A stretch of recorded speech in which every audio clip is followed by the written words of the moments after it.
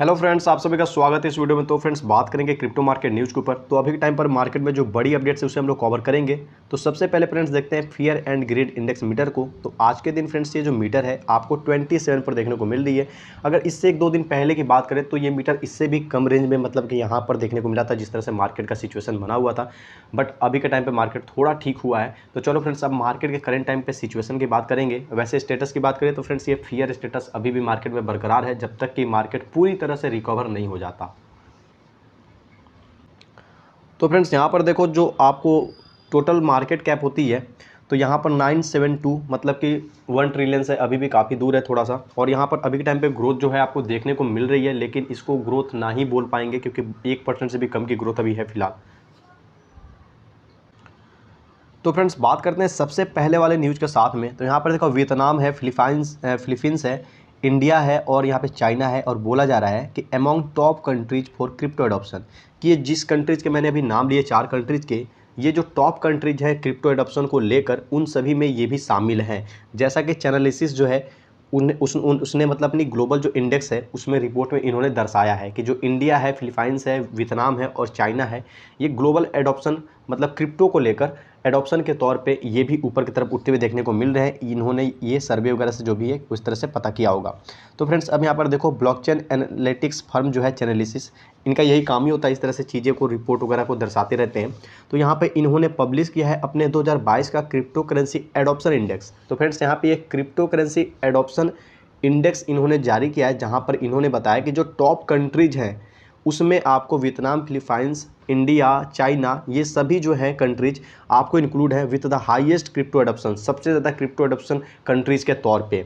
अब यहाँ पे आगे थोड़ा सा बढ़ें तो while the overall adoption slows world wide in bear markets. तो फ्रेंड्स अब यहाँ पे बोला जा रहा है, चूँकि जो ओवरऑल एडॉप्शन है मतलब कि बहुत सारी जो कंट्रीज आए दिन एडॉप्ट करती रहती हैं या करते रहती थी, उसकी रफ्तार में थोड़ी सी गिरावट आई है। जिस तरह से बियर मार्केट चल रहा है, इट रिमेंस एबो pre bull market levels the firm set. तो फ्रेंड्स यहाँ पे यही है कि इनका कहना है कि जिस तरह से बुल मार्केट वगैरह में जिस तरह सिचुएशन आपको बनी रहती थी, उस तरह सिचुएशन अभी नहीं है। अभी करंट के टाइम पे आपको ही पता है कि बियर मार्केट बना हुआ है और ये कब तक लास्ट करेगा इसका अनुमान लगाया जा सकता है और ना भी लगाया जा सकता है, क्योंकि अभी का ग्लोबल अगर क्रिप्टो मार्केट को आप छोड़ दो और ग्लोबल मार्केट को अगर हम लोग देखें इकोनॉमिक लेवल पे, बिजनेस लेवल पे, तो ग्लोबल के लेवल पर जो बड़े बड़े कंट्रीज हैं जो कि इकोनॉमिक लेवल पर काफ़ी स्ट्रॉन्ग हैं और काफ़ी बिजनेसेज वगैरह करते हैं, बट टॉप जो कंट्रीज हैं जिनके बारे में आपको पता ही है, उनके कंट्री में अभी सिचुएशन आपको इन्फ्लेशन को लेकर और जो इकोनॉमिक क्राइसिस होती है और भी जो दिक्कतें होती है उसको लेकर कितना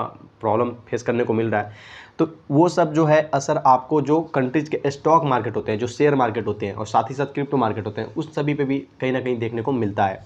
तो फ्रेंड्स अब यहाँ पे देखो, तो इन्होंने जो अपना अपकमिंग रिपोर्ट था जिसको इन्होंने बोला 2022 जियोग्राफी ऑफ क्रिप्टो करेंसी, इसको इन्होंने वेडनेसडे के दिन क्या किया, रिलीज़ किया, जिसमें जो ऊपर में जो मैंने चीज़ें बताई है आपको इन्होंने दर्शाया है।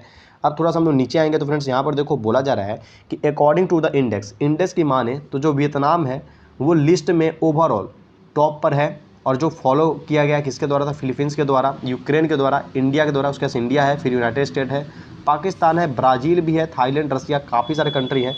अब यहाँ पे देखो तो एक आपको चार्ट देखने को मिल रही है जहाँ पे बोला जा रहा है कि 2022 की ग्लोबल क्रिप्टो एडॉप्शन इंडेक्स है, जिसमें टॉप 20 मतलब हो सकता है 20 कंट्रीज आपको देखने को मिले।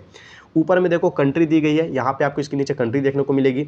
ओवरऑल इंडेक्स रैंकिंग, अब जो ये क्रिप्टो को ग्लोबल एडॉप्शन की इंडेक्स है, इसमें किस कंट्री की क्या रैंकिंग है, मतलब टॉप 20 में कौन कंट्री कौन से पोजीशन को सिक्योर करता है, उसके बारे में बताया जा रहा है। उसके अलावा ओवरऑल इंडेक्स स्कोर अगर बात करें तो वो स्कोरिंग इनकी दी गई है।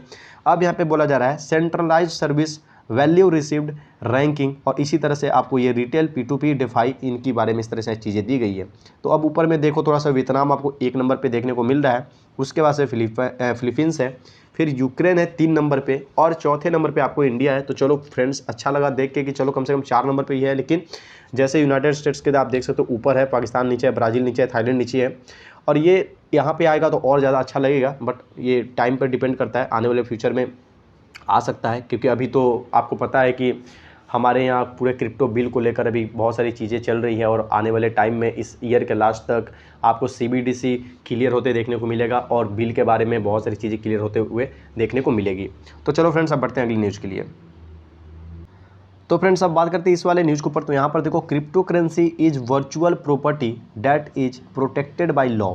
तो यहाँ पे बोला जा रहा है क्रिप्टो करेंसी क्या है, तो आपको वर्चुअल प्रॉपर्टी है जो कि कुछ नियम कायदा कानून के द्वारा प्रोटेक्ट किया जाता है, संरक्षित किया जाता है, जैसा कि चाइनीज़ कोर्ट ने ऐसा बात कहा है। तो फ्रेंड्स थोड़ा सा हम नीचे अगर आते हैं तो यहाँ पर देखो बोला जा रहा है कि a Chinese intermediate court based in Beijing. Beijing के अंदर में एक चाइनीज़ इंटरमीडिएट कोर्ट जो है उसने रिसेंटली क्या किया, तो एक लोअर कोर्ट है, मतलब जो लोअर कोर्ट्स होती हैं उनकी जो रूलिंग होती है, जैसे कि उन्होंने डिटरमाइन किया क्रिप्टो करेंसी को कि ये क्या है, तो एक वर्चुअल प्रॉपर्टी है और ये आपको लॉ के द्वारा प्रोटेक्टेड है। तो इसी चीज़ को इन्होंने भी बरकरार रखा, मतलब इसको इन्होंने खारिज नहीं किया, ना इसके ऊपर कुछ भी इन्होंने बदलाव किया। इन्हीं के डिसीजन, इन्हीं के बातों को इन्होंने बरकरार रखा, कंटिन्यू रखा। अब यहाँ पे जो कोर्ट है वो क्लेरिफाइड करता है that regulations issued by the bank of China and others, कि जो भी रेगुलेशंस हैं, जो नियम कायदा कानून है जो इशू होते हैं आपको चाइना के बैंक के द्वारा, मतलब बैंक ऑफ चाइना, जैसे कि हमारे आरबीआई है उस तरह से वहाँ पे बैंक ऑफ चाइना हो सकती है, मुझे भी क्लियर नहीं है बट मे बी यही होना चाहिए। एंड अदर्स, वो क्या करते हैं, तो वो केवल जो आपको वर्चुअल करेंसी की सर्कुलेशन है सिर्फ उसको प्रतिबंधित करते हैं बस। लेकिन इनका ये कहना था कि ये जो आपको है वर्चुअल आपको एक प्रॉपर्टी है जो कि कुछ नियम कायदा कानून के द्वारा संरक्षित किया जाता है, ऐसा इनका मानना है। किसका, तो चाइना के कोर्ट का। तो फ्रेंड्स यहाँ पर देखो, जो थाई सेक है उन्होंने प्रपोज किया है क्रिप्टो बिजनेसेस को बैनिंग को लेकर। किस चीज़ से, तो जो स्टेकिंग होती है और जो लेंडिंग एक्टिविटीज़ होती है उस चीज़ को लेकर। तो फटाफट से नीचे आएंगे, इसे कवर करेंगे। तो यहाँ पर देखो, जो Thai securities and exchange commission है जिसको कि सेक बोला जाता है, तो इन्होंने यहाँ पे प्रपोज किया है जो बिजनेसेज है उसको बैन करने को लेकर। और ये बिजनेसेज किस तरह से हैं, तो जो भी क्रिप्टो स्टेकिंग और लेंडिंग एक्टिविटीज़ में इंगेज वाले बिजनेस है जो कि इससे ताल्लुकात रखते हैं, लेंडिंग और स्टेकिंग, इस पर आपको जोर देना है, उसको बैन करने के लिए इन्होंने प्रपोजल डाला है। तो फ्रेंड्स यहाँ पर थोड़ा सा आगे बढ़े तो यहाँ पर आप देख सकते हो जो रेगुलेटर हैं वो यहाँ पे क्या कर रहे हैं। तो प्रस्ताव जो है, इनकी जो प्रपोजल है उसके ऊपर जो पब्लिक कमेंट्स है, लोगों की क्या राय है, उसके बारे में ये मांग कर रहे हैं। और यहाँ पे नोट करते हुए इन्होंने आगे बोला कि the purpose of this prohibition is to provide greater protection to investor. अब इनका ये कहना है कि ये जो प्रपोजल है इसका ये मेन जो उद्देश्य है वो ये है कि जो ग्रेट से, मतलब जो ज़्यादा से ज़्यादा जो प्रोटेक्शन जो है आपको इन्वेस्टर्स को प्रोवाइड किया जा सके, इससे जुड़े जो रिस्क हैं उसको कम किया जा सके। इसी के कारण से ये चाहते हैं कि जो वहाँ के पब्लिक है वो अपने कमेंट, मतलब अपने ओपिनियन को रखे इस प्रपोजल के बिहाफ पे, इसके बारे में वो अपनी बातों को कहे और उसके बाद से उस हिसाब से ये लोग काम उस पर एक्शन वगैरह लेंगे। तो फ्रेंड्स यहाँ पर देखो, जो व्हाइट हाउस है उसने रिलीज़ किया है फर्स्ट एवर, मतलब पहली बार जो फ्रेमवर्क है आपको डिजिटल एसेट डेवलपमेंट के तौर पे, उसको इन्होंने पहली बार रिलीज किया है। अब यहाँ पे जो क्रिप्टो इंडस्ट्री के जो लीडर हैं उनका कहना है रिकमेंडेशंस आर अनक्लियर, कि जो भी सुझाव वगैरह है वो कुछ साफ नहीं है, मतलब डाउटफुल है। तो चलो फ्रेंड्स थोड़ा सा नीचे आते हैं। तो यहाँ पर देखो, white house has now released what it called its first ever comprehensive framework for the responsible development of digital asset. तो यहाँ पर बोला जा रहा है कि जो व्हाइट हाउस है उसने अब रिलीज किया है जिसको उन्होंने बोला फर्स्ट एवर, मतलब पहली दफ़ा उन्होंने इस तरह से स्टेप लिया और इस तरह से चीज़ों को रिलीज किया है, जो कि अब क्या है, तो एक कंप्रेहेंसिव, काफ़ी सुलझा हुआ जो फ्रेमवर्क होता है जो कि रिस्पॉन्सिबल होगा डिजिटल एसेट्स के डेवलपमेंट के तौर पे, उसको उन्होंने रिलीज किया है just over 6 months after US president Joe Biden signed an executive order on the same matter.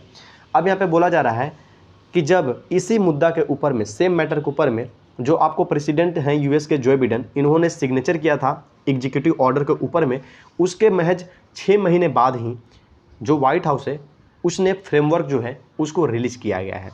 अब यहाँ पे आगे बात किया जाए तो वन क्रिप्टो इंडस्ट्री लीडर, अब एक जो क्रिप्टो इंडस्ट्री है उसके जो लीडर हैं उन्होंने यहाँ पे बोला the lack of clarity and understanding of the technology in the White House fact sheet, कि जो फ्रेमवर्क वगैरह जो इन्होंने रिलीज़ किया है तो उसका जो मतलब क्लियरिटी और जो अंडरस्टैंडिंग होता है टेक्नोलॉजी को लेकर वो काफ़ी ज़्यादा मतलब साफ़ नहीं है, मतलब वो चीज़ें जो है क्लियर नहीं है, इनका कहने का मतलब है। और ये किसने कहा, तो वहीं के किसी क्रिप्टो इंडस्ट्री के एक लीडर ने, मतलब उसके सीईओ हो सकते हैं या कोई भी उस इंडस्ट्री के बड़ा पोजीशन वाला व्यक्ति हो सकता है जिसने ये बात को कहा है कि चीज़ें जो है आपने चलो फ्रेमवर्क जो है उसे रिलीज़ कर दिया, लेकिन उसमें जो क्लियरिटी होनी चाहिए उसकी कहीं ना कहीं कमी है, और जो टेक्नोलॉजी को लेकर जो अंडरस्टैंडिंग होती है, समझ होती है, उसकी भी कमी है।